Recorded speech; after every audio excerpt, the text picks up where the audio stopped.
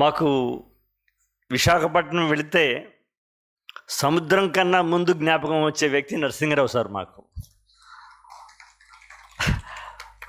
ఇప్పుడు మీరు విన్న విశాఖ ఉక్కు సాంగ్, ఆ అక్షరాలు, ఆ పొందిక, ఆ ఆవేశం అది నాది.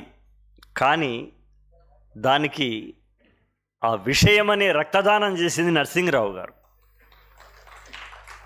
ఎందుకంటే మధు గారు ఇక్కడ ఉన్నారు, మన పూర్వ పార్లమెంటు సభ్యులు ఉన్నారు, పెద్దలు. నరసింహరావు గారు హైదరాబాద్కి వచ్చి విశాఖ ఉక్కు ఫ్యాక్టరీని ప్రైవేట్ చేయబోతున్నారు, దానికి వ్యతిరేకంగా పెద్ద పోరాటం చేస్తున్నాము, మీరు పాటలు రాయాలంటే నాకు ఆ సబ్జెక్ట్ ఏం తెలియదు సార్, ఎలా నేను రాయగలను అంటే, మీకు సబ్జెక్టు పాట రాసేంత దాకా మీకు నేను ఎంతసేపు ఎన్ని రోజులైనా సరే మీతో కూర్చుంటున్నానని సరే హైదరాబాదులో సార్ విశాఖపట్నంలో కూర్చుని దానికి ఆ పాట అనే ప్రాణానికి ఒక బ్లడ్ డొనేట్ చేసినటువంటి నరసింహరావు గారిని నేను ఇప్పుడు ఈ వేదిక నుండి వారికి నేను అభినందన తెలియజేస్తున్నాను. ఎందుకంటే మొన్ననే ప్రైవేట్గా చెయ్యము అన్నట్టుగా ఒక ప్రకటన వచ్చినట్టుగా తెలిసింది. అది నిజంగా మనం విజయంగా నేను భావిస్తూ ఉన్నాను. ఇటువైపు సాహితీవేత్త, నాకు చిరకాల మిత్రుడు నారాయణరావు గారు ఉన్నారు అక్కడ. ఆయనతో అనేక సార్లు నేను వేదిక పంచుకున్నాను ఇక్కడ. అట్లాగే విజయవాడ నేను తొలిసారి ఇచ్చినప్పుడు నన్ను ఆకాశమంతా కౌగిలితో ఆదుకున్నటువంటి, హత్తుకున్నటువంటి JP, all India radio JP ఉన్నారు ఇక్కడ. మిత్రులందరికీ నమస్కారం. విజయవాడలో మనం శ్రమకావ్యం ఒకసారి చేసాం, శ్రమకావ్య గానం ఒకసారి జరిగింది ఇక్కడ. ఇది 56వ శ్రమకావ్య గానం సార్. ఇది 2 రాష్ట్రాల్లోనూ. ఇంత పూర్వం 55 సార్లు చేశాను నారాయణరావు గారు, ఇది 56వది. నిన్ననే అనుకుంటా తెలుగు భాష దినోత్సవం. 56 అక్షరాల కదా తెలుగు, ఇది 56వ శ్రమకావ్యం. ఈ శ్రమకావ్యం రాయాలని ఆలోచన నాకెందుకు వచ్చింది?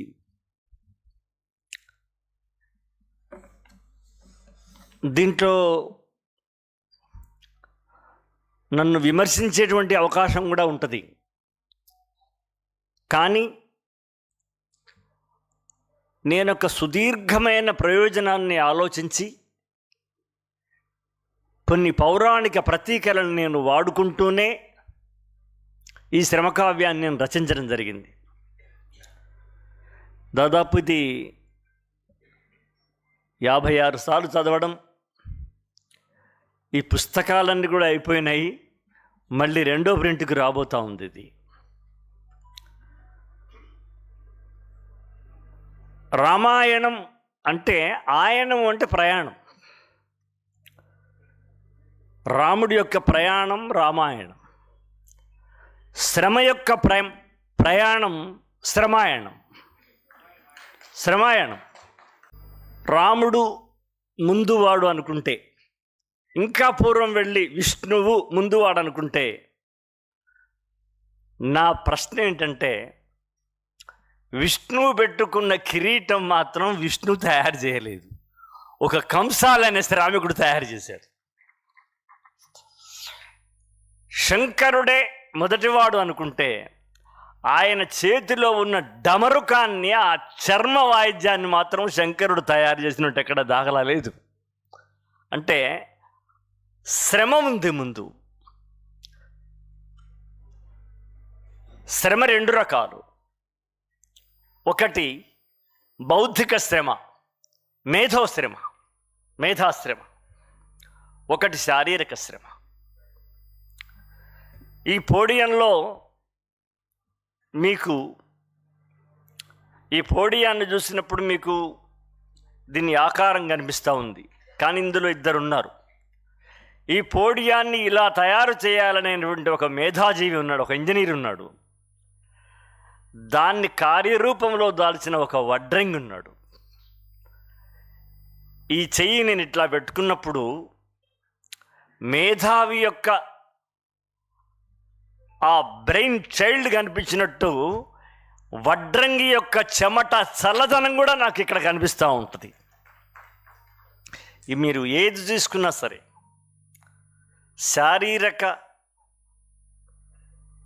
బౌద్ధిక శ్రమయే ఈ శ్రమైక జనతా సిద్ధి అనేది ఇందులో ప్రధానమైన అంశం. పౌరాణిక భాషలో చెప్పాలంటే శ్రమాయణం శ్రమ విశ్వరూపం వెరసి శ్రమేతి కావ్యం ఈ శ్రమ కావ్యం. నాటి నుండి నేటి వరకు యుగాలు మారినా తరాలు గడిచినా నేను శ్రమని ఎలా తీసుకెళ్ళానంటే శ్రముడు అని ఒక పేరు పెట్టా. ఆ పేరు ఒక 5 ఏళ్లకో 10 ఏళ్లకో 100 ఏళ్లకో సంబంధించింది కాదు. అది ధారావాహికమైన పేరు శ్రముడు. అక్కడ స్వరూపరణి గారు ప్రశ్న వేస్తుంది, శ్రముడుయేనా? శ్రముడుయే అంటే లేదమ్మా, శ్రమి కూడా ఉంది. ఈ మొత్తం ఈ కావ్యంలో ఇద్దరు కథానాయికలు నాయకులు, శ్రమి శ్రముడు. శ్రమి అని ఎట్లా పెడతావు నువ్వు పేరు అని ఒకటి అడిగితే, యముడి భార్యకు యమి అని నువ్వు ఎట్లా పెట్టావో శ్రముడి భార్యకు శ్రమి అని నేను పెట్టానని చెప్పా. పురుషుడి పేరు శ్రముడిగా, స్త్రీ పేరు శ్రమిగా సాగింది ఈ శ్రమహా ప్రస్థానం. వెనక్కి వెళితే అమ్మ కడుపులో బిడ్డ దాకా వెళ్ళి ఆగిపోతాం. అంతకన్నా ఇంకా వందల వేల ఏళ్ల వెనక్కి వెళ్ళి ఆదిమానవుణ్ణి పరికించి పఠించి తిరిగి నేటిదాకా నడుస్తూ గమనిస్తూ వివరిస్తూ కవిత్వీకరిస్తే మన శ్రమకావ్యం తయారైంది. శ్రమలో నిమగ్నమైన మనిషి శారీరక చలనంలోంచి నాట్యం పుట్టింది. ఇది నా ప్రతిపాదన. శ్రమలో నిమగ్నమైన మనిషి శారీరక చలనంలోంచి నాట్యం పుట్టింది. శ్రమతో మమేకమైన మనిషి ఆరపులోంచి సంగీతం పుట్టింది. ఇది నా సిద్ధాంతం. సత్యాన్ని కేంద్ర బిందుగా చేసుకొని మానవాకృతి పొందిన ఆ మహాప్రయాణంలో మనిషి సాధించిన ఆ మహోన్నత పురోగతిలోనూ మానవుని భౌతిక బౌద్ధిక శ్రమ ఎలా అన్నింటా తానే అయ్యిందో తెలిపే ఊహాజనిత వాస్తవం, వాస్తవాధారిత కాల్పనికం నేను రాసిన ఈ శ్రమ కావ్యం. ఇది ముందుగా మీకు నేను విన్నవించుకుంటున్నది. చాలామంది మిత్రులు ఇప్పుడు చాలా బాగా పాడతాడు కాశీ, మంగళగిరి కాశీ వచ్చాడు, అన్నేదో పాట పాడతాడని అనుకుంటే ఏంటి కవిత్వం వినిపిస్తున్నాడు. ఇది నేను కావ్య రూపంలో రాసింది.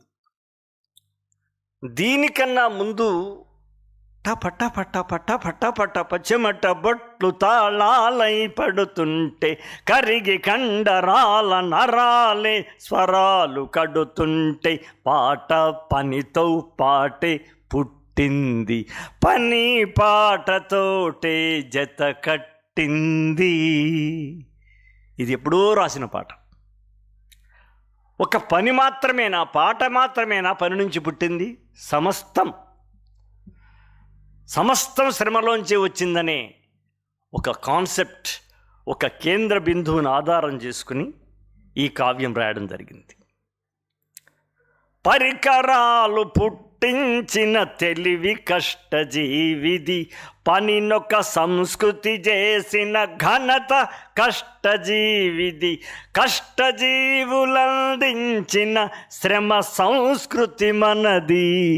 ఇది ఈ కావ్యానికి మూల బీజాలు అని కూడా మొదలుపెట్టవచ్చు. అంటే నేను కొన్ని కావ్య సంప్రదాయాలను పాటిస్తూనే నా యొక్క భావజాలాన్ని, మన యొక్క భావజాలాన్ని, శ్రమ భావజాలాన్ని పెట్టే ప్రయత్నం చేశా. జయ అనే మాటతో కూడా జయ జయ సమగ్రాంతర సర్వం అని మొదలు పెడతాడు కర్పూర వసంతరాయల్లో నారాయణ రెడ్డి గారు. జయ అంటే ఒక అర్థం మహాభారతం, జయ కావ్యం అంటే మహాభారతం. నేను శ్రమను ఎలా చూస్తున్నాను అనే దానితో ఈ కావ్యం మొదలవుతుంది. నేను ఎలా చూస్తున్నాను శ్రమను? జయ కావ్యమున, కావ్యం మొదలెడుతున్నాం. జయ కావ్యమున ధనుంజయుని కన్నులతో కురుక్షేత్రమున రణక్షేత్ర మధ్యమున వ్యాస కవి కృష్ణ విశ్వరూపాన్ని దర్శించిన లీలా నేను దర్శిస్తున్నాను శ్రమ విశ్వరూపాన్ని. हम किसी से कम नहीं.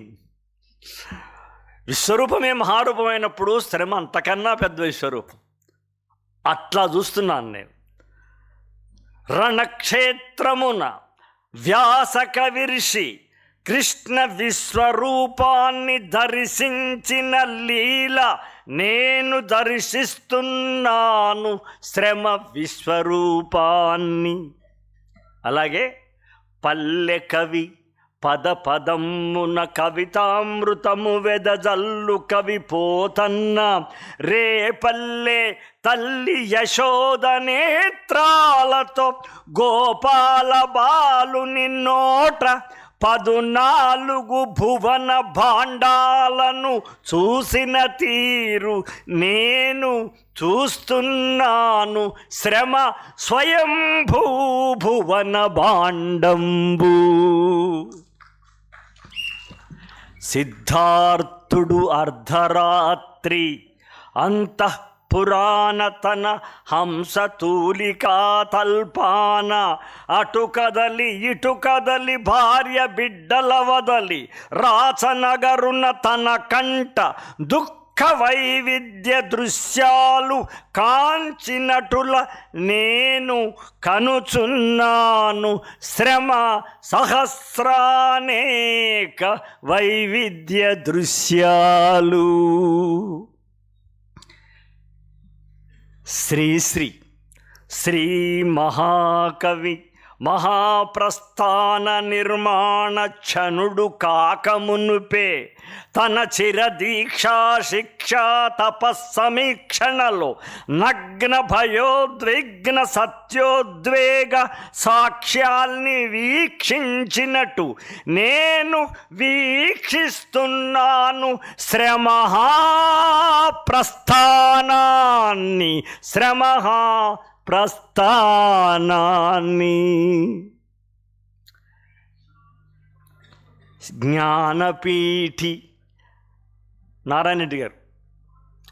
జ్ఞానపీఠి మానవీయ కేంద్ర సాహితీ ఘనాపాటి సినారే విశ్వంభర శ్రీకారయోచనకు ముందే హృదయాక్షులతో కావ్య భూమికను సాక్షాత్కరించుకున్నట్టు నేను సాక్షాత్కరించుకుంటున్నాను శ్రమ భూమిక సర్వ విశ్వంభరతను శ్రమ సత్య శ్రమ సుందరత సాంద్రతను శ్రమ కర్తగా కర్మగా క్రియగా కొనసాగు ఈ శ్రమైక జగతి పురోగమనాగమన గమనాన్ని ఈ శ్రమైక జగతి పురోగమన గమనాగమన గమనాన్ని నేను గమనిస్తున్నాను. శ్రమ ఆది శ్రమ మధ్య శ్రమ ఆది మధ్యాంతాతీతముగా దిగ్దిగంతములను ఆక్రమించిన శ్రమ విక్రమాకృతిని నేను కీర్తిస్తున్నాను. ఇది మొదటి చాప్టర్ అన్నమాట. శ్రమ ఎప్పటిది? బోయడు వాల్మీకి బోయడు రామాయణ పల్లకి బోయడు కాకముందు ఏమైంది? బోయడు రామాయణ పల్లకి బోయడు కాకముందు నిర్ధయాత్ముని నోట శృతి లయాత్మకముగా శోకము శ్లోక రసాత్మకము కాకముందు ఏమైంది? జంటగోల్పోయిన క్రౌంచ పక్షి కంట నీరిడుట కన్న ముందే కిరాతుని శరాఘాతానం క్రౌంచము ధరాతలాన ఈశ్వరార్పణము కాకముందు వేటుగాడుగా గురిపెట్టి పక్షిని వీక్షించుట కన్న ముందున్న శ్రమాయణాన్ని నేను విరచిస్తున్నాను. రరాటిక అంటే లలాటిక. ఇక్కడ నేత్రం ఉన్నవాడు శంకరుడు కదా. రరాటికా నేత్రాగ్నికీల స్వరపేటికా గరళాగ్ని జ్వాల నిలువున దహిస్తుందని మంచు కోనలో నెలవుగొని పార్వతీ సతి పూజ్యపతిగా హిమ పర్వత శిఖరాగ్రపతిగా చల్లగా గంగ చల్లె జల్లులలో పులకించి ఆడే భవుని ఢమరుకమున అ ఇ ఉన్ రులుక్. ఇది కొందరికి తెలియదు. చెప్తారు ఏంటంటే పరమేశ్వరుని సూత్రాల్లో డమరుకం ఇలా అనగానే రుక్ అంటది సార్. అది రుక్ అనలేదంట, ఆ ఈ రుక్ అందంట. అది వాళ్ళు చెప్తారు అట్లా అనమాట. రుక్ అనలే, అది ఆ ఈ ఉన్ రులుక్ అందనమాట. నేనేమంటున్నాను, చల్లగా గంగ చల్లే జల్లులలో పులకించి ఆడే భవుని ఢమరుకమున ఆ ఈ ఉన్ రులుక్ అమరక ముందున్న శ్రమ ఓనమాలను శ్రమేశ్వర సూత్రాలుగా నేను ప్రకటిస్తున్నాను.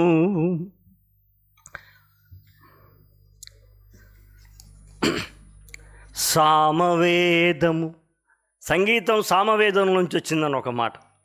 సామవేదము సప్తస్వర నిక్షిప్త రసామవేదము గాకముందే సామవేదము మగరిస నిదపతో మొదలు, మగరిస నిదప ఫస్ట్, తర్వాత సరిగమ పదని, మగరిస నిదపతో మధ్యమ గ్రామవేదము గాకముందే సామవేదము సరిగమ పదనితో షడ్జమ గ్రామవేదము కాకముందే సామవేదము గాన జననిగా నిర్ధారణకు రాకముందే చతుర్ముఖ విధాత గానమును సామవేదమున ఇముడించకన్న ముందున్న శ్రమ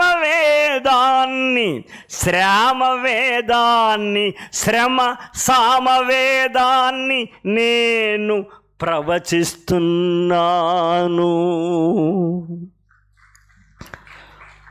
గోర్కి అమ్మ కథ చెప్పకముందు, టాల్స్టాయ్ సాహితీ యుద్ధము శాంతించకముందు, షేక్స్పియర్, అగాథ క్రిస్టీ, రవీంద్రుడు, శరత్, ప్రేమచందు, సుబ్రహ్మణ్య భారతి కవిత కథా కథనహారాలకు నాటక రచనలకు సిరా తెర ఎత్తక ముందు కథన కుతూహలం పూలు ఏరుకున్నట్టు శ్రమ కవిత కథా కథన కావ్యానికి సిరా పుష్పాలను ఏరి మాల కడుతున్నాను. పోచమ్మ, పోతరాజు, సర్వాయి పాపన్న, బీరప్ప, జాంబవంతుల చారిత్రక కథాలాపనలకు చిందులు, శారదాకారులు, బీర్ల కథకులు, వివిధ కుల వృత్తి జానపదులు చరిత్రమూల కథల నెమరేసుకొని గొంతు సవరించుకున్నట్టు శ్రమ చారిత్రక కథా కావ్యాలాపనకు నేను గొంతు సవరించుకుంటున్నాను.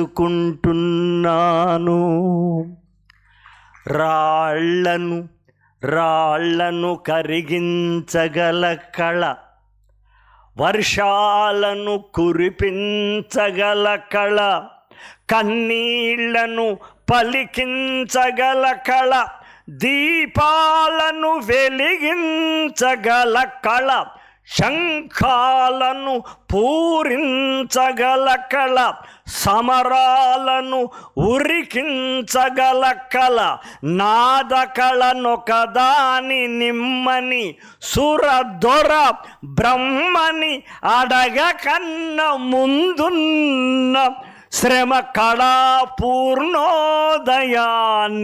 నేను సృష్టిస్తున్నాను. శిలువపై యేసు రక్తము తడిసి, బాగా వినాల్సిన లైన్స్ ఇవి.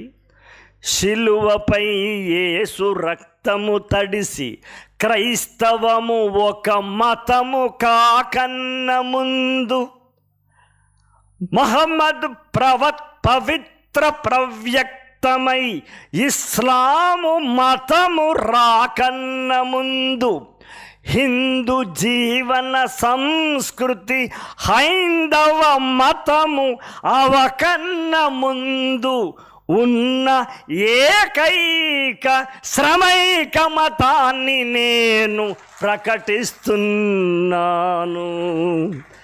ఏకైక శ్రమైక మతాన్ని నేను ప్రకటిస్తున్నాను. మతాలని తానుకు చస్తున్నారు కదా సార్, వస్తున్నారు. అందుకే హైందవ మతము అవకన్న ముందున్న ఏకైక శ్రమైక మతాన్ని నేను సాధికారికంగా నేను ప్రకటిస్తున్నాను మీ సాక్షిగా. శ్రమ అనే దానికి నేను ఎలా చూస్తూ వచ్చాను, శ్రమ ఎలా రామాయణం కన్నా ముందుంది, శివాయనం కన్నా ముందుంది అనే ఘట్టం మీకు చెప్పడం జరిగింది. ఇప్పుడు మిమ్మల్ని ఈ విజయనగరంలోని జాషువా వేదిక నుండి లేదా మాకినేని బసవపున్నయ్య గారి విజ్ఞాన కేంద్రం నుంచి ఒక గాఢమైన అడవిలోకి మిమ్మల్ని తీసుకెళ్తాను. ఇప్పుడు శ్రీకరారణ్యమది భీకరారణ్యమది, శ్రీకరారణ్యమది భీకరారణ్యమది, ప్రాణుల శరణ్యమది, ప్రకృతి కారుణ్యమది, భీకరారణ్యమది. పాలిచ్చే జంతువుల పాలివని పక్షుల వెన్నెముక గల పాములెముకలెరుగని వాన పాముల అరణ్యమది, ప్రాణుల శరణ్యమది. శీతలారణ్యమది భూతలారణ్యమది, ఆకుపచ్చని మట్టి అధిక చక్కని రాతి పర్వతారణ్యమది, ప్రకృతి కారుణ్యమది. కొండ చిలువల పట్టి ఖండ ఖండగా చీల్చి చెండాడే, ఇది కంపల్సరిగా చెప్పాల్సిన వేదిక ఇది.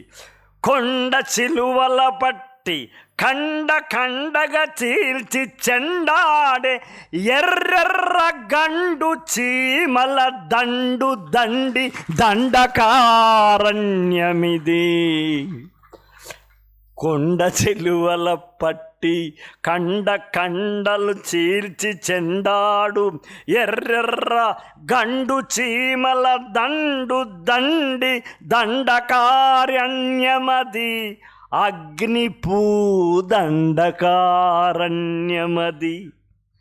తొలి నరుని కరస్పర్శలెరుగని అరణ్యమది, తొలి నరుని స్వర స్పర్శలెరుగని అరణ్యమది, తొలి నరుని పదముద్రకు ఎదురు చూచే అరణ్యమది, తొలి నరుని పదముద్రకు ఎడద సాచిన అరణ్యమది, ప్రాణుల శరణ్యమది, ప్రకృతి కారుణ్యమది, అరణ్యమది.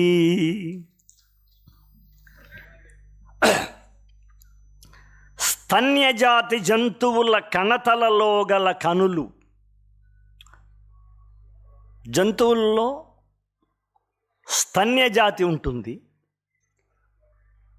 స్తన్యజాతి జంతువుల కణతలలో కనుల నెలవు ముఖమండలంలోనికి జరగడానికి, రెండు కనులకొకే దృష్టి సమన్వయ శక్తి కలగడానికి, తత్ఫలంగా పదునెక్కి ముందు చూపు పెరగడానికి, ఆ తదుపరి ముందు కాళ్ళు చేతులుగా సమూల మార్పు చెందడానికి వేల వత్సరాలు 4 కాళ్ళ వనచరాలు పడిన శ్రమలు ఎన్నో. నడిచి నడిచి నడిచి నడిచి దారి లేని అడవినబడి నడిచెళ్ళిన యోజనాలు ఎన్నో.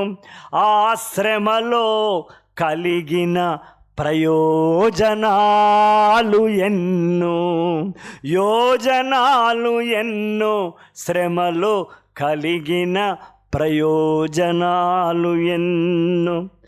గడిచి గడిచి గడిచి గడిచి గడిచిపోయిన యుగాలు ఎన్నో, ఆ శ్రమలో జరిగిన ప్రయోగాలు ఎన్నో. 4 కాళ్ళుగా ఉన్న జంతువు మైదానంలోకి వచ్చినప్పుడు, ఆ నడుస్తున్నప్పుడు, నడక తీరు మారినప్పుడు, ఒక 4 కాళ్ళ చతుష్పాదులు ద్విపాదులుగా ఎలా ఎదిగినారు అనేటువంటి ఖండాన్ని నేను ఇప్పుడు చెప్పడం జరిగింది. ఎందుకంటే పల్లెటూరి పాదచారి నడిచెళ్ళే తరుణంలో భారాలను మోయలేక భుజం మార్చి మరో భుజం సేద తీర్చినట్టు, ఇక్కడ ఉన్న బరువు ఉంటే కాసేపు ఇటువైపు పెట్టుకుంటాడు, ఇక్కడ బరువు అయితే ఇటు పెట్టుకుంటాడు. అది శారీరక స్వాభావిక లక్షణం. పల్లెటూరి పాదచారి నడిచెళ్ళే తరుణంలో భారాలను మోయలేక భుజం మార్చి మరో భుజం సేద తీర్చినట్టు, 4 పాదాలతో నడుస్తున్న వనచరులు 4 కాళ్ళ శ్రమనంతా వెనుగాళ్లకు అప్పగించి మునుగాళ్లకు తమ తామే విరామాన్ని ప్రకటించి నడిచి నడిచి నడిచి క్షణం క్షణం దినం దినం ఏడాదులు యుగాదులు తరం వెనుక తరం గడిచి మరో తరం తరం నిరంతరం అలా అలా శరీర బరువును మోస్తూ నడుస్తున్న వెనుక కాళ్ళ పిక్క బలం పెరిగింది, పిరుదుల స్థితి మారింది, పునరుత్పత్త్యంగ లింగ రంగస్థలి మారింది, అడ్డంగా ఉన్న వెన్ను నిట్ట నిలువు నిలిచే దన్ను, వెన్నుతోని నిటారుగా నిక్క పొడుచుకుంది రొమ్ము, తొడ కండలు తిరిగింది, మెడ మార్పిడి జరిగింది, మునుగాళ్లకు వెనుగాళ్లకు వ్యత్యాసం పెరిగింది, కొమ్మ వంచి పండు నోటికందించే పని ముందు కాళ్ళకొచ్చింది, మునుగాళ్ల వేళ్ల మధ్య చర్మం తెగిపోయింది, వేరువేరుగా వేళ్లను కదిలించే శక్తి మునుగాళ్ల కీళ్లకొచ్చింది. భూతలాన వానరకులాన మహాద్భుత మలుపు ఇక్కడే జరిగింది. శ్రమ మలిచిన శిల్పరీతి ఆదిమ స్త్రీ పురుషాకృతి పూర్ణాకృతి. శ్రమ మలిచిన శిల్పరీతి ఆదిమ స్త్రీ పురుషాకృతి పూర్ణాకృతి. ఇది మొత్తం చదివితే 4.5 గంటలు అవుతుంది. కాబట్టి నేను దాన్ని ఏమంటారంటే అక్కడక్కడ గంతులు వేస్తూ స్థాళీ పులాకం అంటారు. స్థాళీ పులాకంగా మీకు ఆ ఘట్టాలు వినిపిస్తూ తీసుకెళ్తున్నాను. అప్పుడు ఉడతను చంపుటకు పెద్ద బడిత దొరకనప్పుడో, రాతి బండ దొరకనప్పుడో, అటు పరుగిడి ఇటు పరుగిడి, అటు శ్రమపడి ఇటు శ్రమపడి రాయో రప్పో పుల్లో పుడకో విసిరితే గాయపడి పడి ఆ ఉడత దొరికినప్పుడే చిన్న రాయి సైతం ఆయుధంగా మలిచే ఒక ప్రాతిపదిక తెలిసింది శ్రముడికి. ఎందుకంటే ఎలుకను చంపడానికైనా ఇంతలా రాయి తీసుకొచ్చి ఎత్తేసేవాడు, ఏనుగును చంపడానికైనా అంత పెద్ద రాయి వేసేవాడు. ఆ రాయి దొరకనప్పుడు ఒకసారి చిన్న రాయిని ప్రయోగిస్తే అది దొరికిపోయింది. ఓహో, రాయి కూడా పనికొస్తుందా అనే జ్ఞానం ఆదిమానవుడికి కలిగింది. అడవి తగులబడి, ఇక్కడ మీరు గమనించాల్సింది శ్రమ యొక్క ఆలోచన. అడవి తగులబడి జంతువులు పక్షులతో పాటు నరుడు ప్రాణరక్షకై కాలికి బుద్ధి చెప్పిన తదుపరి కాలిన ఒక అడవి పంది కనబడగానే పరిగెడుతున్నారు. అడవి తగలబడిపోయింది. అడవి తగులబడి జంతువులు పక్షులతో పాటు నరుడు ప్రాణరక్షకై కాలికి బుద్ధి చెప్పిన తదుపరి కాలిన ఒక అడవి పంది కనబడగానే ఆకొని ఆకలవుతోంది. ఆకొని ముట్టిన చెయ్యి సుర్రుమనంగానే ఆ కాలుతున్న పందిని ఆకలి అట్లా ముట్టుకున్నాడు. సుర్రుమని కాలింది. ఆకొని ముట్టిన చెయ్యి సుర్రుమనంగానే హా అని చేతి వేలు నోట పెట్టగానే గోటికి అంటిన కాలిన జంతు మాంసం ముక్క నాలుకపై పడి పచ్చి మాంసం ముక్క కన్నా పరమ రుచిగా తోచినప్పుడు నిప్పును సాధించాలనే ఊహకు సెగ పుట్టింది శ్రమికి. ఓ, ఇదేదో పచ్చి మాంసం కన్నా ఇది కాస్త టేస్ట్గా ఉంది అని మొట్టమొదటి ఆలోచన వచ్చింది. అమ్మాయికి వచ్చింది ఆలోచన. పచ్చి మాంసం ముక్క కన్నా పరమ రుచిగా తోచినప్పుడు నిప్పును సాధించాలనే ఊహకు సెగ పుట్టింది.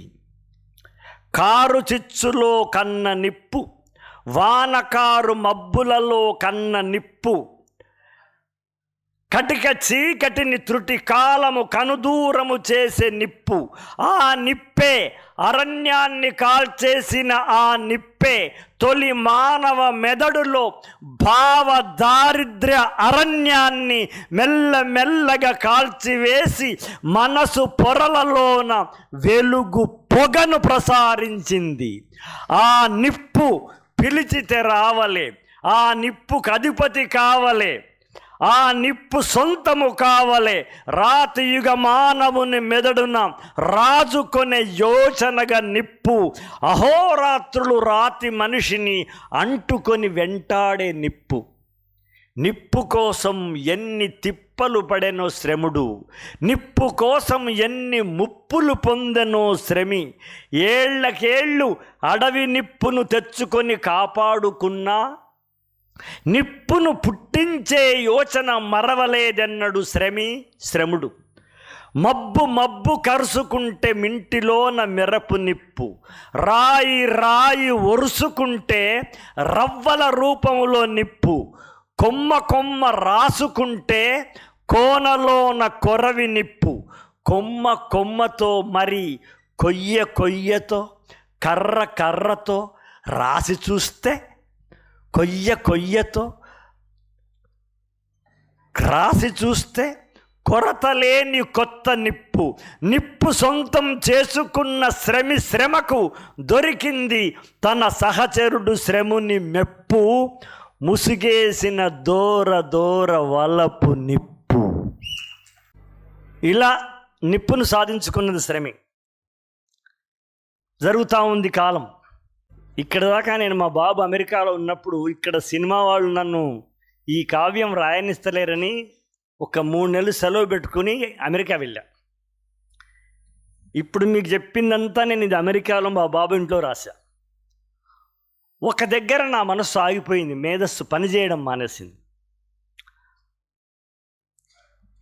బాణం ఎలా పుట్టుంటుంది అనేది నాది. ఏదైనా జంతువుని చంపాలంటే దగ్గరికి పోయి ఓ రాయెత్తేయాలి, లేదా దగ్గరికి పోయి దాన్ని చంపాలి. ఎలా? The first machine on the earth బాణం, మొట్టమొదటి యంత్రం సార్ అది. ఇది నా అనుభవం చెప్తున్నా. ఎటు తోచట్ల 3-4 రోజులు ఉట్టనే గడిపేశాను. ఒకసారి మా బాబు, నానమ్మని వాళ్ళ హోటల్కి వెళ్దాం తినడానికి అని చెప్పి తీసుకెళ్ళాడు. వెళ్ళాం. నాకు పెద్దగా ఈ అమెరికా మనకు పెద్దగా ఉండదు కదా సార్. వెళ్ళాను. అయితే అక్కడ స్ప్రింగ్ డోర్ ఉందండి. నేను ముందెళ్ళా. నా వెనక ఒక ఆంగ్లో ఇండియన్ ఒక అబ్బాయి, ఆ అబ్బాయి ఉన్నారు. నేను సర్పని పోయి దాన్ని నెట్టేసి నేను లోపల పోయినా, కానీ అది వెనకోడికి తగులుతుంది అన్నది ఆలోచన నాకు రాలా. అంతే కదా, వాడు మొహం బయలుపోద్ది కదా మనం ఇట్లా పట్టుకోపోతే. నేను అలా ముందుకెళ్ళిపోయి దాన్ని వదిలేసా. మా బాబు నా పొరపాటు గమనించి వాడు గమ్మున వెనక నుంచి వచ్చి అట్లా ఆపాడు. ఆపగానే ఆ అమ్మాయి నా దిక్కు అలా చూసింది. అంటే బహుశా లోపల కంట్రీ బ్రూట్ అని తిట్టొచ్చు బహుశా. నాన్న, మావాడు చెప్పాడు, కొడుకు కదా నాన్న అట్లా వదిలేయొద్దు నాన్న, వెనక వాళ్ళ మొహం పగిలిపోద్దు నాన్న అని చెప్పాడు. నేను లోపల పోయి కూర్చోబోతుండగానే నాకు ఆర్కిమిడిస్ బరువును కనుక్కోవడానికి నీళ్ళల్లో దూకినప్పుడు టక్కన తెలిసిపోద్ది మునిగగానే. మీకు తెలుసుగా సూత్రం, తెలుసు కదా ఆర్కిమిడిస్ సూత్రం. అప్పుడు ఆయన స్నానం చేస్తున్న మనిషి అట్లాగే యురేకా అని బయలుదేరుతాడు బజార్కు. నేను కూడా, మావాడేమో కొంచెం నన్ను తిడుతున్నాడు, నేను యురేకా అని అరిచా. ఏంది నాన్న నేనంటుంటే, ఏం లేదు లేరా, నాకు అర్థమైపోయింది అనుకున్నాను నేను. అక్కడ ముందెళ్ళిన వాడొదిలిన మర్రి ఊడ ఒకసారి, ముళ్ళ కొమ్మ ఒకసారి. ముందెళ్ళిన వాడొదిలిన మర్రి ఊడ ఒకసారి, ముళ్ళ కొమ్మ ఒకసారి. వెనుక వచ్చే వాడి ముఖం గాయపరిచినప్పుడు దెబ్బతిన్న శ్రముని కనుల ఉబికింది నీరేనా? దెబ్బతిన్న శ్రముని తలలో ఊహ కూడా ఉబికింది. లాగి వదలడంలో సాగి దెబ్బ కొట్టే కనిపించని ఆయుధమేదో ఉందని స్ఫురించింది శ్రమునికి. లాగి వదలడంలో సాగి దెబ్బ కొట్టి కనిపించని ఆయుధం ఒకటి ఉందని స్ఫురించిన ఆ శ్రమునికి, దెబ్బతిన్న ఆ శ్రమునికి మేధస్సున సృజనాత్మకమగు ఆలోచనల అమ్ముల పొదకు పాదు పురుడు పోసుకుంది. లాగి వదిలితే తగిలిన దెబ్బ ముఖానికి ఒకసారే, వాడికి ఒకసారే తగిలింది. కానీ లాగి వదిలితే తగిలిన దెబ్బ మేధస్సుకు ఎన్నిసార్లు? 100 సార్లు, 1000 సార్లు, 1,00,000 సార్లు, లెక్క పెట్టలేనన్ని సార్లు లాగి వదిలితే తగిలిన దెబ్బ ధ్వనులై, ప్రతిధ్వనులై, ధ్వని కంపనలై, ప్రకంపనల కంపనలై నిద్ర పట్టనివ్వలేదు ఆ శ్రమునికి. దెబ్బతిన్న ఆ శ్రమునికి దూరము నుండి మహాబలుడైన శత్రువుని, దూరము నుండి మహాబలమైన జంతువుని చేతికి నెత్తురంటకుండా, చెయ్యి కలపకుండా మట్టుబెట్టి తీరాలని మనసులోన మరుగుతున్న మహారంది ఒకవైపు, లాగి వదిలితే తగిలిన దెబ్బ యాది ఇంకొక వైపు. ఈ రెంటికి ప్రతికూల బంధమేదో ఉన్నదనే బలీయ విశ్వాసం శ్రమునిలోన మరోవైపు. దేవులాట, వెదుకులాట, కొసమెరుపు పుట్ట పుట్ట గుట్ట గుట్ట చెట్టు చెట్టు గట్టు గట్టు లాగి వదలడానికి ఒదిగే ఒక కర్ర కోసం గవేషణ. ఎన్ని చెట్లు చూశాడో, ఎన్ని కొమ్మలొంచారో, శ్రమ శ్రమ శ్రమ, ఎన్ని పొదలు వెదికారో, ఎన్ని మైళ్ళు నడిచారో. ఎదురుగా నిలువెత్తు పొద, పొద పొదలుగా వెదురు పొద, వేల వేల ధనుస్సులను పొదువుకున్న వెదురు పొద కదిలెను తన మెదడు పొద. వేల వేల ధనువులను పొదువుకున్న వెదురు పొద కదిలెను తన మెదడు పొద. వెదురును వంచాడు, వంగలే. వెదురును చీల్చాడు, వంగింది. వంచిన వెదురు బద్దను ఆపేందుకు, చుట్టేందుకు, కట్టేందుకు, పట్టి ఆపి ఉంచేందుకు ఏదో ఒక పట్టి ఆపి ఉంచేదేదో ఒకటి కావాలని పూల తీగ, ముళ్ళ తీగ, సిబ్బి తీగ, చెట్ల తీగ తెగుతుందని, ఏది సరిపోదని ఆలోచన, పరిశోధన, పరిశీలన.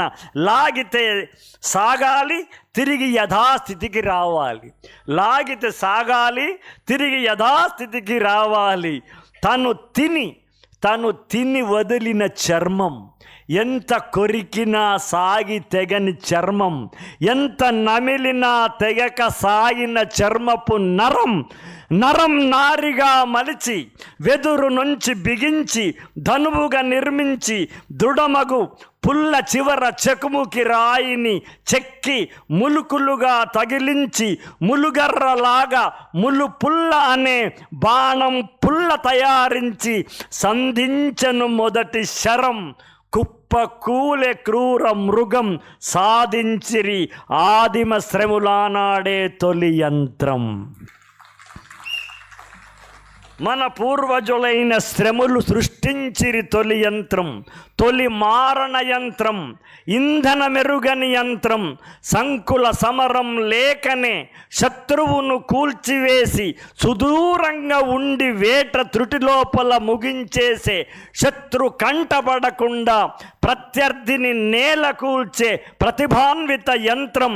రాబోయే త్రేతాయుగ రామబాణానికి, రాబోయే త్రేతాయుగ బాణానికి వాలి కంటబడకుండా వాలిని వధించబోయే శ్రీరామాస్త్రానికి, పాండవ మధ్యముడికి పశుపతి అందించబోయే పాశుపతాస్త్రానికి మూల బాణం, మూలాస్త్రం, మూల ధనువు ఇదే. తూటాలకు, ఫిరంగులకు, శతఘ్నులకు, క్షిపణులకు తొలి రూపం, తొలి మూలం, తొలి బీజం ఇదే. అందివచ్చెను శ్రమునికి ధనుస్సు, అది ఆదిమ శ్రమీ శ్రముల మేధో శ్రమ తపస్సు, అదే ఆదిమ ధనుస్సు. ఇలా ఒక్కొక్కటి కనుక్కుంటూ వెళ్తున్నారు. ఎక్కడో కనిపించిన పండు తీసుకుపోయారు, ఆ పండు తిని ఎక్కడో పడేశారు, అక్కడ అలాంటి మొక్కే మొలిచింది. ఇవన్నీ గమనిస్తూ నడుస్తూ ఉంది చరిత్ర, రామాయణం. తన ఆకలి తీరుటకు ఒక్క చెట్టు కాదు, వందలు వేలాదిగా తిండి చెట్లు కావాలి. తవ్వేందుకు నేలను పలుగు పారా ఉంది. పనిని ముట్టుకొని చేసే పనిముట్లు ఉన్నాయి. పనిలో వాడే కరాలుగా పనికొచ్చే పరికరాలు, పని కరాలు ఉన్నాయి. చెట్లు పెరిగేందుకు, మొక్క పెంచేందుకు, మట్టి తవ్వేందుకు, సులభంగా వేగంగా భూమి మెత్తపరిచేందుకు, భూమి పై పొరలను సుతారంగా వలిచేందుకు పార కన్న, గడ్డపార కన్నా గొప్పది కావాలి. శ్రమి మస్తిష్క కేదారంలో మొదటి సాగేదో మొదలైంది. వేలి కొసల దువ్వెనలతో తలకురులను దువ్వినట్టు. ఆలోచించాలంటే మనం ఒకసారి ఇట్లా అనుకుంటుంటాం. వేలి కొసల దువ్వెనలతో తల కురులను దువ్వినట్టు, వేలి కొసల అరకలతో తల నేలను దున్నినట్టు, తలపుల వేలి కొసలతో మెదడు బీడు దున్నినాడు శ్రముడు. తలుక్కున మెరిసే తలలో వంచిన తన వేలి కొసలు, వంచిన తన వేలి కొసలు ఇంకే వంచిన వేలల్లే రూపుదిద్దుకున్నది చిత్రంగా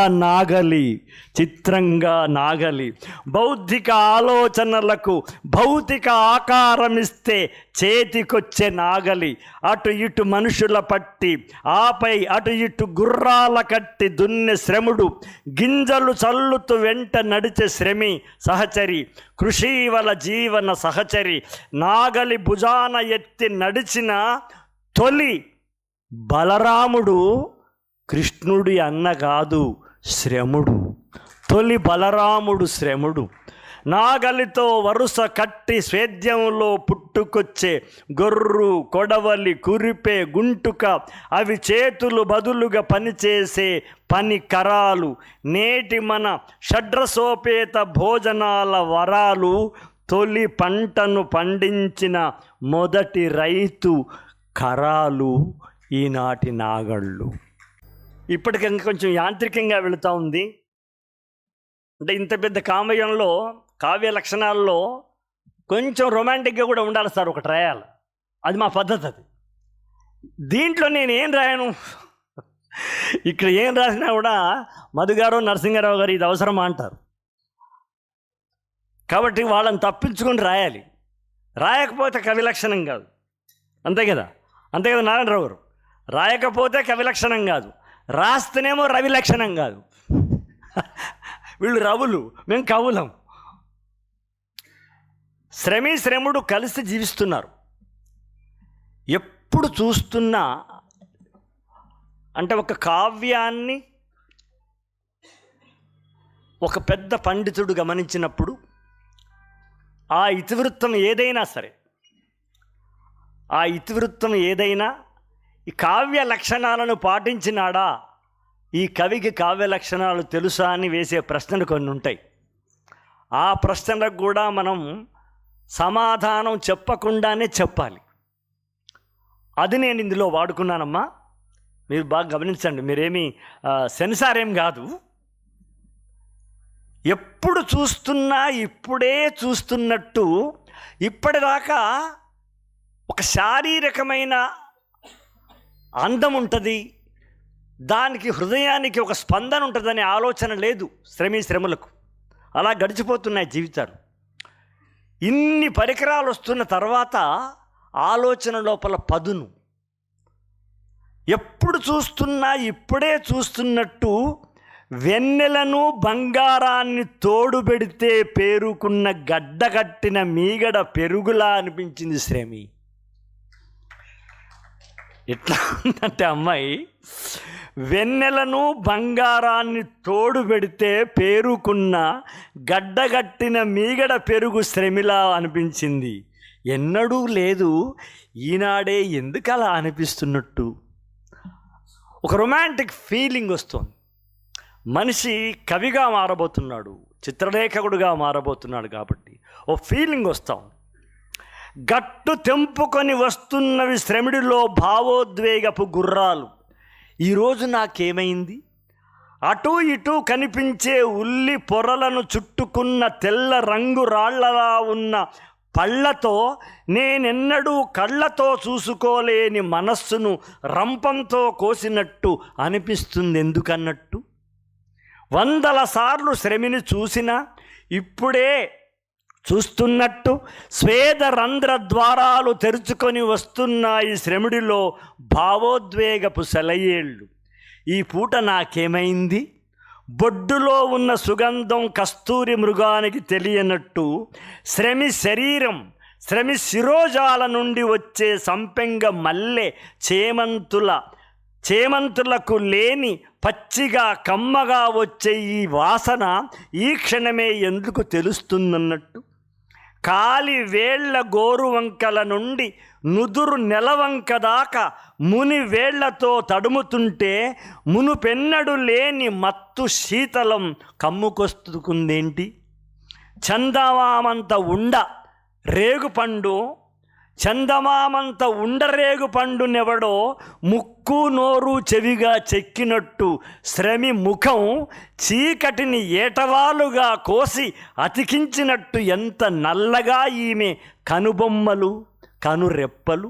అవును, పళ్ళు వేలాడే ద్రాక్ష తీగలతో అల్లిన కడియాలు మోసే తన దండలు, బహుళ వర్ణ తృణకంకణాలు, బచ్చలి తీగల వడ్డాణాలు, బహుతెరంగుల రంగురంగుల పూలు, ఉంగరాలు మోసే వ్రేళ్ళు, ఏ ఆచ్ఛాదన లేని ఈమె బాహుమూలల నూనూగు రోమాలను గని నేను ఊగుతున్నానేంటి తాటికల్లు తాగినట్టు. మునుపార్శ్వమే కాదు, వెనుపార్శ్వం కూడా కనువిందు కూర్చాలని ఏ రసాది దేవతో ఇచ్చిన బిరుదులు నన్ను పొద్దుతిరుగుడు పువ్వుల్లా గుండ్రంగా తిప్పుతున్నాయేంటి. చందమామను సుతారంగా కోసి 2 నెలవంకలుగా ఎదురెదురు పరస్పర వ్యతిరేకంగా పెట్టి నడుముగా నిలబెట్టినోడెవడు అనిపిస్తుందేంటి. వెన్న ముద్దలో వజ్రపు రజను పిసికి ముద్దలుగా చేసినట్టు ఈ పాల పర్వాలకి కోమల కాఠిన్యత కోమలత్వమేమి. ఎప్పుడు చూసినా నగ్నయే శ్రమి, ఇప్పుడింత భావోద్విగ్నతేమి. ఎప్పుడు తాకిన సహచర్యే నడుస్తున్న పళ్ళ పూల పల్లకీలా అనిపిస్తుందేమి. ఏమేమి ఎద ఇసుక పర్రెలలో తొలిసారి భావుకత రసికత పరిమళ పసిడి సెలయేరు ప్రవహిస్తున్నట్టుగా శ్రమునిలో ఏవేవో ఆవిరుల చివుళ్ళు, ఊహల ఉక్కపోతలు, వేసవిలో పిల్లలకు జ్వరంతో తట్టుబోసినట్టు చవులతో శ్రముని మనసుకు వలపు తట్టుపోసినట్టవుతుంది. మళ్ళీ శ్రమునిలో గొనుగుడు గుంచెం గుండె రాగం. ఎంత తప్పు! ఈ నెలంత శ్రమితో ఇన్ని పనులు చేయించానా, ఈ సుమంతతో శ్రమితో ఇన్ని పరుగులు తీయించానా, ఈ శ్రమిక వెతల తిమిరము చూయించినాను, ఈ శ్రమిక వెతల తిమిరము నా బ్రతుకు సమరము చేయించినాను. ఎంత తప్పు! అరెరే, సుమవాయువు వీచితే కందిపోయే ఒళ్ళు, పూరేకులొత్తితే కమిలే పాదాలు, నేలపై బండరాలపై తిరిగి బండలైపోవుటేమి. పాదాలు తాకకుండా నేల మీద నడిచే వీల్లేదా? ఈ నేలను సోకకుండా కాలి నడక వీలవదా? తనువునెవరు తగలకుండా నడిపించనూ వచ్చు, తనువుకేది తాకకుండా తీసుకెళ్ళనూ వచ్చు. పాదాలకు ముళ్ళు కుచ్చకుండా ఎలా, పాదాలకు మట్టి అండకుండా ఎలా, రాయో రప్పో పుల్లో పొడకు అంటకుండా ముట్టకుండా ఈమె పాద కమలాలను కాపాడేది ఎలా? మళ్ళీ మన శ్రముడిలోన మళ్ళీ తన మెదడులోన లక్ష పక్షుల పక్షాల రెపరెపరెపారవాలు, కుప్పలు కుప్పలుగా పువ్వుల పుప్పొడి దుమారాలు. పాదాలకు నేలకు నడుమ తెర ఏదో కట్టాలి, పాదాలకు నేలకు నడుమ తెర ఏదో కట్టాలి, పాదాలకు నేలకు మధ్యన తడికేదో పెట్టాలి. శ్రమ రమణీయ రమ్య పాదాబ్జము కాపాడే రక్ష ఏదో కావాలి. ఆమె పాద రక్షణ చేయాలి, తనకు పాద రక్షలు చేయాలి. ఆకు కట్టి చూశాడు శ్రముడు, తీగ చుట్టి నడిపాడు శ్రముడు. రాళ్ళు ముళ్ళు తేళ్ళు చీమలుండి నహి రక్షతి. అల్లనాడు విల్లు కొరకు అల్లెతాడు చర్మంతో తయారించిన యాది వచ్చింది. తోలును పాదాలకు పొట్లంగా చుట్టి తృప్తిగా నిట్టూర్చాడు. అది చూచిన సహచరి ఆగామి యుగంలో పుట్టబోయే ఆడవాళ్లకు సుకుమారం సున్నితం పేరిట అబలతనం ఆపాదించడానికి, పౌరుషత్వం పటుత్వం మటుమాయం చేయడానికి మార్గం తెరుచుకుంటుందనే మాయా మర్మం తెలియని శ్రమి తన మనోహరుని పరిణతికి, హృదయ దృక్పథానికి, సౌకుమార్యపు వ్రతానికి తన పెదవులతో అతని పాదం ముద్దాడింది. పాదరక్షలను కూర్చిన శ్రముని చేతిని ముద్దాడింది. శ్రోతలారా, ఇంకేముంది విశేషం చెప్పు, తయారైంది మనిషికి మొట్టమొదటి చెప్పు. శ్రోతలారా, ఇంకేముంది విశేషం చెప్పు, తయారైంది మనిషికి మొట్టమొదటి చెప్పు. రాబోయే రామకథలోన భారతుని శిరసుపై నెక్కిన అయోధ్య సింహాసనాన్నెక్కే శ్రీరామ పాదుకలకు ఇవే శ్రమ మూల పాదుకలు, ఇవే శ్రమ మూల పాదుకలు. ఈనాడు ఎల్లెడల గుడులలో నుదురులతో ముద్దాడే శ్రీ సాయి పాదుకలకు ఇవే శ్రమూల మాతృకలు, ఇవే శ్రమూల మాతృకలు. శరీరాన్ని కాపాడే ఆకులు తప్ప ఇంకా వేరే ఆలోచన లేదు శివుడికి. అవి మన శ్రముడికి మనస్సులో భావోద్వేగపు మారాకులు తొడుగుతున్న మహత్తర శుభగడియలు. మేధస్సులో కొత్త కొత్త బౌద్ధిక శ్రమ మొగ్గలు వికసించే విఘడియలు. అడవికాంత ఒళ్ళంతా ఆకుపచ్చ వలువలతో కప్పుకున్న ఈ వేళ తీగ వంపు చూడ్డానికి, రెమ్మ ముఖం చూడ్డానికి అలుముకున్న ఆకులను తొలగించి చూస్తుంటే కనురెప్పలలోన ఏదో మెత్తని కొత్త మత్తు బట్ట బయలు ఎట్టెదురుగా కనిపించే దానికన్నా కనుమరుగును చేసే ఆకు తెరలైనా మంచు పొరలైనా కమ్ముకొని కప్పివేసి దాచిపెట్టే వాటిని తొలగదీసి దాగి ఉన్న వాటిని చూడడంలో ఏదో ఒక తీపి తృప్తి కనిపించింది. చూడాలనే ఏదో తీపి ఆతృత ఉంటుంది, ఆర్తి ఉంటుంది. గిరులలోన, తరులలోన, లోయల్లో, ఎత్తుల్లో, అడవుల్లో, ఆడ మగాళ్లలో సున్నితమగు అందాలకు సన్నటి అడ్డేదో ఉంటేనే లోనున్నది చూడాలని ఎన్నడూ తెలియని మధుర మాదకత ఉబుకుతుంది. తనకైనా ఎదుట ఉన్న తనకైనా ఏదో ఒక సన్నని మెత్తని పొర హత్తుకొని ఉండాలి. ఆకు కట్టి కొన్నాళ్ళు, తోలు చుట్టి కొన్నేళ్ళు ఆత్మతృప్తి పొందినా జానెడు పొట్టలు నింపే జీవన పోరాటంలో అటువురికి ఇటువురికి, అది పెరికి ఇది పెరికి, అది నరికి ఇది నరికి అనవరతం పోరాడే శ్రమికి కట్టుకున్న ఆకులకు చిరుగులు పడుతున్నవి. చుట్టుకున్న చర్మమేమో ఒరుసుకుపోతున్నది. ఆకు కన్న మందమైన, తోలు కన్న తేలికైన మనిషి చర్మమును దాచె మరో చర్మముండాలి. మనసులోన మనసేదో ఏకుతుంది మనస్సునే, మెదడులోన మెదడేదో రాట్నంలా తిప్పుతుంది మెదడునే.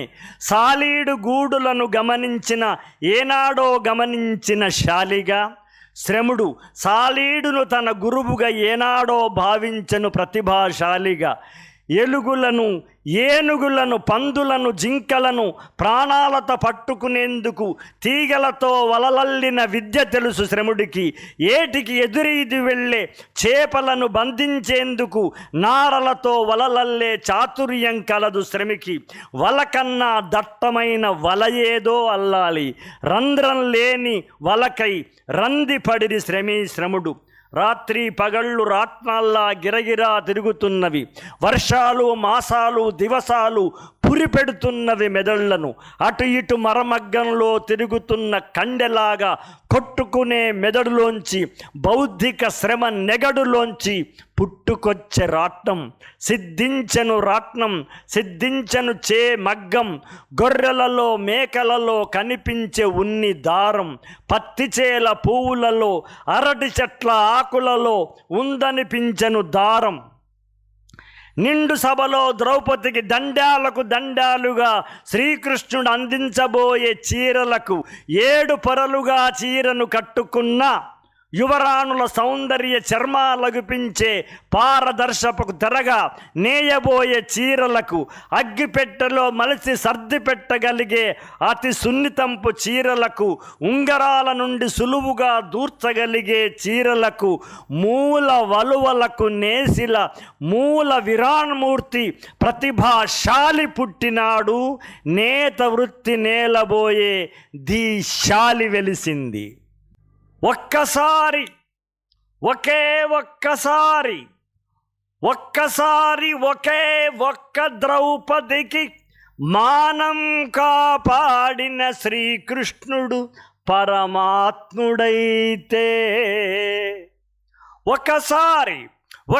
ఒకసారి ద్రౌపది మానం కాపాడిన కృష్ణుడు పరమాత్ముడైతే, యుగాలుగా ప్రతిరోజు మానాలను కాపాడగా వస్త్రాలను నేయబోయే చేనేతగాడు కాదా పరమాప్తుడు, వాడు పరమాత్ముడు వీడు పరమాప్తుడు. వాడు మానవాళి, వాడు గీతకారుడు వీడు చేనేతకారుడు. వాడు వనమాలి, వాడు వనమాలి వీడు వస్త్రమాలి, వీడు వసనమాలి. చాలామందికి ఒక డౌట్ ఉంది. ఆది మానవుడికి మాట్లాడుకోవడానికి మొదలు మాట పుట్టిందా, పాట పుట్టిందా? దీనికి సమాధానం మనం ఉత్తరాంధ్రకు శ్రీకాకుళం వైపు వెళ్తే సవరలు మాట్లాడుకునే మాటల్లో ఒక సంగీతపు లయ ఉంటుంది. ఒక సంగీతం అంటే మా సినిమా వాళ్ళు యుగల గీతం రాస్తానేమో మీరు తిడతారు. ఏంటయా తిట్టడం ఎందుకు? ఇప్పుడు నేనే ఉన్నాను, 30 ఏళ్ళ నుంచి పాటలు రాస్తున్నాను. నేను ఎన్నడూ అమ్మతోడు ఎప్పుడు మా ఆవిడతో ఇంతవరకు ఒక్క యుగల గీతం పాడుకోలేదు. మేమిద్దరం ఒక్క డ్యూయెట్ పాడుకోలేదు. 1000 డ్యూయెట్ రాసి ఉంటాను నేను. కానీ విచిత్రం ఏంటంటే, మీరు అమృత సంతానం అని ఒక పుస్తకం ఉంది, గోపీనాథ్ మహంతి అనుకుంటా, గోపీనాథ్ మహంతి కదా, ఐఎమ్ రైట్. దాన్ని మన పురిపండి అప్పలాచార్య గారు తెలుగులో రాశారు. నేను ఈ కావ్యం రాస్తున్నప్పుడు వెతుకుతూ ఉన్నప్పుడు ఆయన పుస్తకం ఒకటి చదవాల్సి వచ్చింది. అడవులలో ఒక అమ్మాయిలందరూ ఒక పనికి పోతుంటే, అబ్బాయిలందరూ ఒక పనికి పోతుంటే ఎదురయ్యారనుకోండి, మీరు ఎటు పోతుండ్రు అంటే మనం మామూలుగా మేము నాట్లేయడానికి పోతున్నాం, మేమేదో ఆకులే మాట్లాడతాం. విచిత్రం ఏంటంటే వాళ్ళు మాట్లాడుకోరు. వీళ్ళు ఒక పాటలో ఒక ప్రశ్నను వేస్తారు, వాళ్ళు పాటలో జవాబిస్తారు. ఇది నాకు దొరికిన ఆధారం. కాబట్టి మనిషి మొదలు మాట రూపంగా తెంపులుగా లేవు, పాట రూపంలోనే ఉంది. ఏ రాష్ట్రంలోనైనా ఎవరైనా చనిపోయినప్పుడు ఏడుపు లోపల కూడా మీకు ఒక పాట నడుస్తూ ఉంటుంది. మా ఆయన ఇలా ఉండేవాడు, మా నాన్న ఇలా ఉండేవాడు, మా నాన్న నాకు ఇలా చేశాడని ఆ కూతురు భార్య ఏడుస్తున్న ఏడుపులో కూడా మీకు ఒక పాట నిలబడతా ఉంటుంది. మాట అనేది ఆది మానవులలో మొదలొచ్చింది పాటే తప్ప, అంటే పాట రచయితగానే మాట్లాడుతున్నాను అని మీరేమి అనుకోవద్దు. సత్యం చెప్తున్నాను నేను. పాట రచయిత కాబట్టి పాటే మొదలు పుట్టింది అనుకుంటున్నాను. కాదు, పాట మొదలు పుట్టిన తర్వాతనే తెంపులుగా మాట్లాడడం స్టార్ట్ అయింది. మూకుమ్మడి శ్రమలో వేగవంతమైన ఉచ్ఛ్వాస నిశ్వాస క్రియలతో ఒక కేక, ఒక అరపు పుట్టింది. ఇంకా అరవడం తెలిసింది. శ్రముడికి శ్రమికి నెమలి క్రింకణం, ఎద్దుల రంకే, మేకల మే మే, క్రౌంచపక్షి పిలుపు, కోయిలల కూజితం, గుర్రాల సకిలింత, ఏనుగు ఘీంకారం, పత్రముల గలగలను, సెలయేటి తరగలను, కీచురాళ్ల ధ్వనిని, నిశ్శబ్దమన్నట్టు శబ్దించి భయపెట్టే ష్ అనే వాయువును, సముద్రాల హోరును అలవోకగా పలికి అవలీలగా తెలిపి అలరించగలడు శ్రముడు. ఇప్పుడు అలరింపగలదు శ్రమి కూడా. అదిగదిగో ఆపదని సంకేతం ఇవ్వడం, అరపుతో తమకున్న అవసరం తెలపడం, అరపుతో సంతోషం కేరింతం సలపడం, అమరింది గొంతుకు అంతే కాని శ్రముడికి ఇంకా మాట రాదు, శ్రమి ఇంకా మాటాడ నిర్వనే లేదు. సౌందర్యాన్ని చూసి ఆ అంటూ స్పందించే లక్షణం, ప్రకృతి శోభలు చూసి హా అంటూ పరవశించే గుణం వచ్చింది కానీ శ్రముడికి ఇంకా మాట రాదు, శ్రమి ఇంకా మాటాడ నేర్వలేదు. చేతులను ఆడిస్తూ, కళ్ళను అల్లార్చుతూ, ముఖాన్ని రకరకాల భంగిమలో కదిలిస్తూ, భుజములు ఎగరేస్తూ, ఛాతి విప్పార్చుతూ, శృతులకింపైన శృతిలోన పొడవైన అరపుతో అనుభూతి తెలపగల తెలివి సముపార్జించినారంతే కానీ శ్రముడికింక మాట రాలేదు. అరపులో అప్పుడప్పుడు విరుపు పాటిస్తూ ఒకసారి అది తారస్థాయి అని తెలివిడి లేక తారస్థాయిలో, వేరొకసారి మంద్రస్థాయి అని అవగాహనే లేక మంద్రమున, ఆది మధ్యమని ఏమాత్రం ఎరుకలేకనే మధ్యమున అరపులను మారుస్తూ తన మనస్థితులను, తమ పరిస్థితులను, తమ పరిసరాలను, అవసరాలను తెలుపగల సాధనగా అరుపులను మలుచుకొని తమలోని అభివ్యక్తి ప్రకటించే వ్యక్తులయ్యేందుకు మౌన వ్రతమును వదిలే మౌన భంగము కొరకు మదన పడుతున్నారు శ్రముడు. నోటికి స్వరపేటికి మధ్యన సప్తపథ ఒకటి సముద్భవించేందుకు అచ్చులను హల్లులను అచ్చెరువుగా పలికే సుషుప్తిలో ఉన్న సప్తపథ తనలోన నిదుర లేచేందుకు, పొరలు వీడి స్వర నాడి పుటమరించేందుకు శ్రములు తమ మధ్య విడువడని ఒక ముడిని నుడిగా మార్చేందుకు ఎంత తణుకులాట, ఎంత తొణుకులాట! ప్రకృతి ధ్వనులలో, పక్షి పలుకులలో, వృక్షాల కదలికలో, సెలయేటి ఉరుకులలో ఒక సుదీర్ఘమే కాదు, ఒక తెంపు ఉంది, ఒక ఎత్తు ఉంది, ఒక పల్లముంటుంది వాటిలో. ఆ తెంపు, ఆ వంపు, ఆ ఎత్తు పల్లమేదో తమ గొంతు అరపులలో నింపి చూడాలి. ఎత్తుగడ వంపుగడ తమ అరపులకు కూడా అద్ది చూడాలి. ఈ తపనలో నుండి, ఈ తపములో నుండి వారికది సప్తపథి అని తెలియకు సప్తపథకు ఒక పాదు దొరికింది. సప్తపథ గొంతులో పురుడోసుకుంది. అరపును ఆలాపనగా అరవగలిగే కిటుకు, అరపునొక తెంపుతో అర్థమిచ్చే తెలివి అబ్బుతుంది ఇప్పుడిప్పుడే. అరపులను ఒత్తినట్టు, అరపులను జార్చినట్టు, ఆపకుండా అరపు దీర్ఘంగా అరచినట్టు అరపులకు ఒక రాగమద్దినాడు. అరపులకు ఒక మార్పు, అరుపులకు ఒక కూర్పు, ఒక లయను, ఒక శృతిని అరపులకు తాకించి ఆరోహణలోను అవరోహణలోను అరవగల ప్రతిభను అందినారిప్పుడు శ్రమి. అరపు గుండ్రము తిరిగే, అరపు దీర్ఘము సాగే, అరపు గుడిగా మారే, అరుపునకు కొమ్మొచ్చే, అరపు ఏత్వము దాల్చే, అరపు ఐత్వమును ఐక్యతను సాధించే, అరపు ఔత్వముతో ఓత్వముతో ఔత్వమును పొంది, సున్నతో ఔన్నత్యమును పొంది, ఏ మూలనైతేమి, ఏ ఖండమైతేనేమి, ఏ భాషనైతేనేమి అచ్చులను హల్లునను ఖచ్చితంగా పలికే సప్తపథ స్వర నాడి స్వరపేటికలో నిలిచే. ఒక ప్రత్యేకమైన చాప్టర్ రాసి చివరి ఘట్టానికి వద్దాం. అది వేసవి. పగటి వేడింకా తగ్గని రాత్రి. 5 అడుగులాల 3 అంగుళాల ఆజాను బాహువుల వనమానవుల పెబ్బ మనసంతా తబ్బిబ్బు పెడుతుంది. ఎట్లబ్బా! వేట వీలు కాని వానకారు రాబోతున్నది. 10 జతల చేతివేళ్ల కన్నా మించిన గుంపేమో తనది. పళ్ళు, కాయలు, గింజలు, దుంపలు, తేనె, సుర ఉంది సరే, మాంసమే లేదు. రాబోయే వానలలో కాబోయే ఆకలికి వ్యూహాల నల్లింది శ్రమ చేసి బుద్ధి. భౌతిక శ్రమతోనే కదా వ్యూహాల ఫలసిద్ధి. వేసవి అమావాస్య. చీకటిలో అడవి నిలుచుని నిదరోయే గుర్రాలవి. ఏటవాలుగా ఉన్న పీఠభూమి ఆ చోటు. తలవైపు గిరుల వరుస, అవతల వైపు లోతైన లోయ. తరిమి గుర్రాలను గుట్టలనెక్కించాలి. గెదిమి గుర్రాలను లోయలోకి తోయాలి.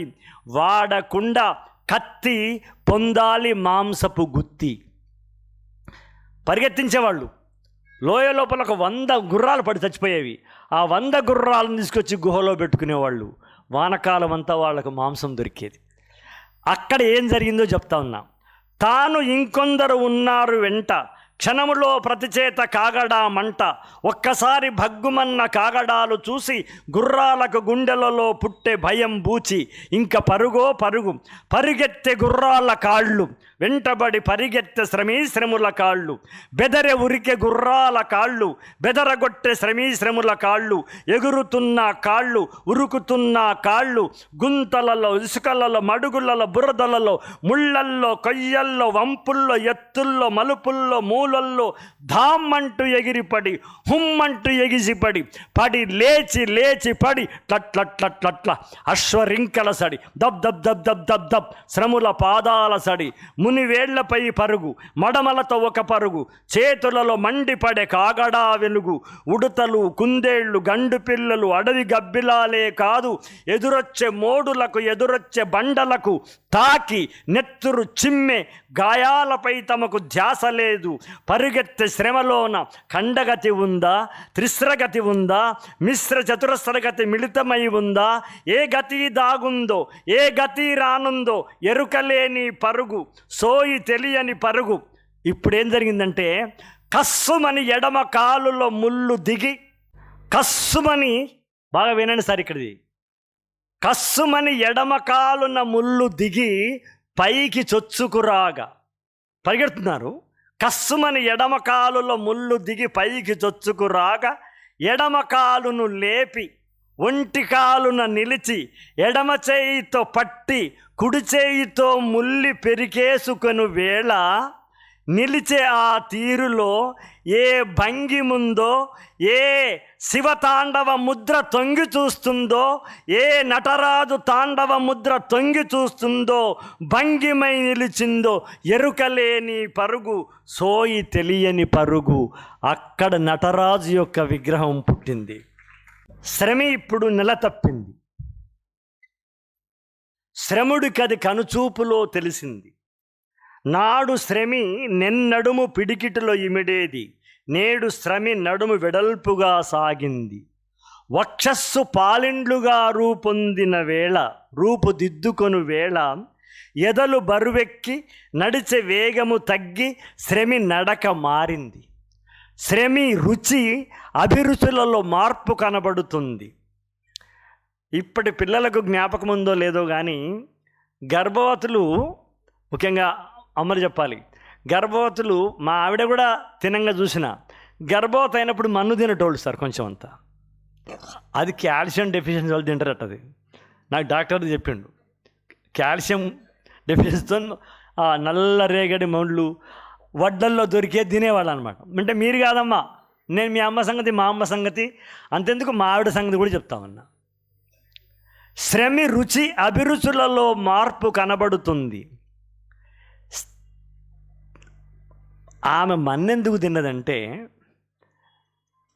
నేనెందుకు చెప్తాను, నేను డాక్టర్నా, ఏది డెఫిషియన్సీ కాల్షియం నేను చెప్తాను, కవిగా నేనేం చెప్తానంటే, తమను మోసే నేల తల్లి రూపు ఎట్లున్నదో, తమను మోసే నేల తల్లి రూపం ఎట్లున్నదో, రుచి కూడా ఎట్లుందో కడుపులో బిడ్డకు ముందే తెలపాలని శ్రమి నల్లరేగడి మట్టి తింటున్నది.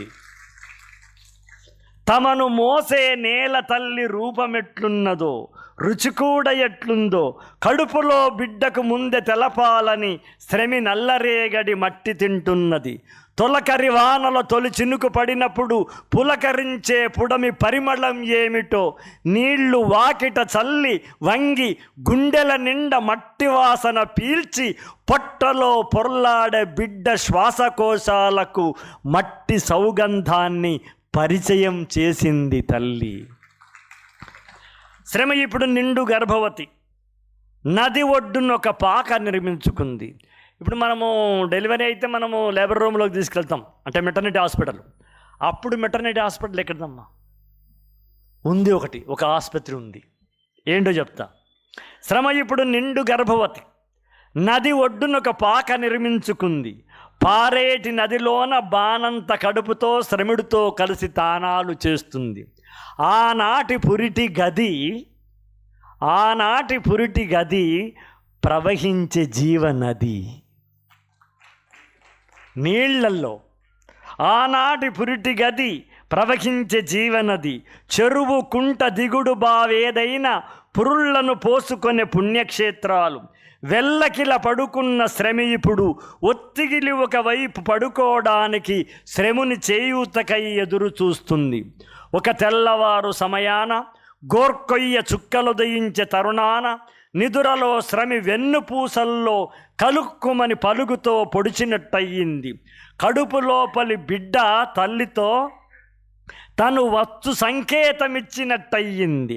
అమ్మా అన్న శ్రమి చిన్న అరపు, బిడ్డా నీకు జన్మ ఇచ్చుటకు సమాయత్తమవుతున్నానని చెప్పినట్టయింది. గాఢ నిద్రలో చెంత పరున్న శ్రముడిని హఠాత్తుగా మేల్కొల్పినట్టయింది. ఇక జాగు చేయక నడుము వరకు శ్రమి నదిలో ఉండేలా ఏర్పాటు చేశాడు శ్రముడు నేర్పుగా. గంటకొక మారు వచ్చు చిరునొప్పి పెనునొప్పిగా పెరిగి నిమిషమునకొక నొప్పిగా మారి కడుపులో ఇనుప కరమేదో కలబెట్టినట్టుగా పెరిగింది. చినుకెనుక చినుకు వలె, జల్లెనుక జల్లు వలె, అలవెనుక అలవలె వెల్లకిల పడుకున్న శ్రమి. పొత్తి కడుపులో వెల్లువైనది నొప్పి, ఎముకలెవరో పట్టి విరిచినట్టుగా నొప్పి, గడ్డపారతో కడుపు పెకిలించినట్టుగా నొప్పి. ఆడదిగ దేవతే అవతారమెత్తిన తల్లులకు ఈ నొప్పి తప్పదా శ్రముడా? నుదుటిపైన పురిటి నొప్పులను రాసుకొని పుడమిపై నెలతలుగా పుట్టినామా శ్రముడా అని శ్రమి అంటున్నంతలో ఇంతలో 23 ఎముకలను ఒకేసారి విరిచినట్టాయే. The last pain of delivery. ఇది డాక్టర్ చెప్పిన మాట. ఎంత పెద్ద నొప్పి అంటే మన అమ్మది 23 ఎముకలు ఒకేసారి విరిస్తే కలిగే నొప్పి మనం పుట్టినప్పుడు మన అమ్మ పడ్డది. అమ్మ నొప్పిని అమ్మను బస్టాండ్లలో వదిలేసి వెళ్ళిపోయే కొడుకులు, రైల్వే స్టేషన్లో వదిలేసే పిల్లల్ని చూస్తున్న ఈ కాలంలో తల్లి శ్రమ ఇప్పుడు గుర్తుకొస్తున్నాయి. 23 ఎముకలు, ఎముకలెవరో పట్టి విరిచినట్టుగా నొప్పి. ఆడదిగా 23 ఎముకలు ఒకేసారి విరిచినట్టాయే. రక్త మాంసాస్తికల పిడుగొకటి కడుపు చీల్చుకొని నదిలోకి ఉరికినట్టాయే. తల్లి పేగుతో ముడిపడ్డ బిడ్డ నీళ్లలో బతుకమ్మలా తేలినట్టాయే. తల్లి పేగుతో ముడిపడ్డ బిడ్డ నీళ్లలో బతుకు ప్రారంభమైంది కదా, బతుకమ్మలా తేలినట్టాయే. శ్రముడు బిడ్డను దోసిట ఎత్తి శ్రముడు బిడ్డను ఎత్తి దోసిట పట్టి శ్రమికి చూపించే. బాహుబలిలో రమ్యకృష్ణ కాదు పైకి లేవట్టింది మొదలు, శ్రముడు లేవట్టాడు అట్లా. శ్రముడు బిడ్డను ఎత్తి దోసిట ఎత్తి శ్రమికి చూపించే. ఇంతదాకా పడు నొప్పులు ఎటుపోయెనో శ్రముడి దోసిటిలో బాలసూర్యుని చనుబాలసూర్యుడు. బాలసూర్యుడు కాదు వాడు, చనుబాలసూర్యుడు. చనుబాలసూర్యుని చూసి శ్రమి పెదవిపై నవ్వు సూర్యోదయమాయే. బొడ్డు తాడును కోసి శ్రమికి శ్రముడే పురిటి చికిత్సలు చేసి మంత్రసానాయే. ఇక్కడ వినాలి మీరు. నీళ్లలో శ్రమి కనుట వల్లనో ఏమో, నీళ్లలో శ్రమి కనుట వల్లనో ఏమో ప్రసవించిందనే మాట నీళ్లాడిందిగా మన నాలుకలపై నిలిచిపోయింది.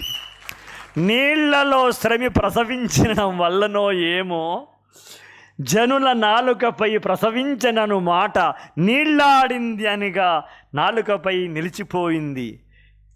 ప్రసవ బాధ్యత, బిడ్డలకు పాలిచ్చే బాధ్యత వల్ల శ్రమి మెల్లమెల్లగా తన నాయిక పాత్ర శ్రముడికిచ్చింది. నిర్ణాయక పాత్ర శ్రముడికొచ్చింది. పురుడుతో పాటు పురుషాధిక్యత కూడా ఇప్పుడే పురుడోసుకుంది. దాదాపుగా శ్రమకావ్యం చివరి అంకానికి వచ్చాం. దుఃఖానికి కారణం కోరిక అన్నాడు బుద్ధుడు. దుఃఖానికి కారణం కోరిక అన్నాడు బుద్ధుడు. దుఃఖానికి కారణం తీరిక అన్నాడు శ్రముడు.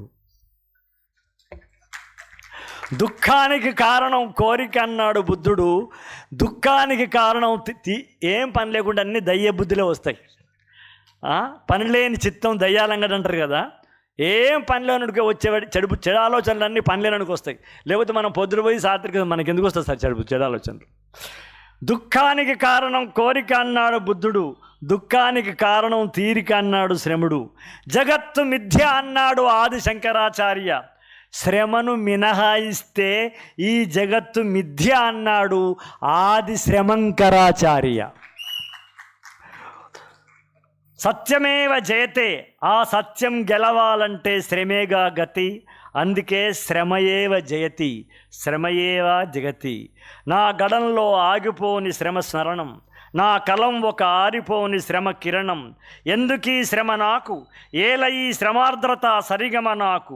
అధిక సంఖ్యలో యువత ఉన్న ఈ అవని భారతలో యువత అరచేతి వేళ్ల సందుల నుండి ఇసుక రేణువులల్లె వృధాగా జారె నిమిషాల, దివసాల, వర్షాల, దశాబ్దాల కాల శకలాల గని భరించలేకనే ఈ మనశ్రమ నాకు.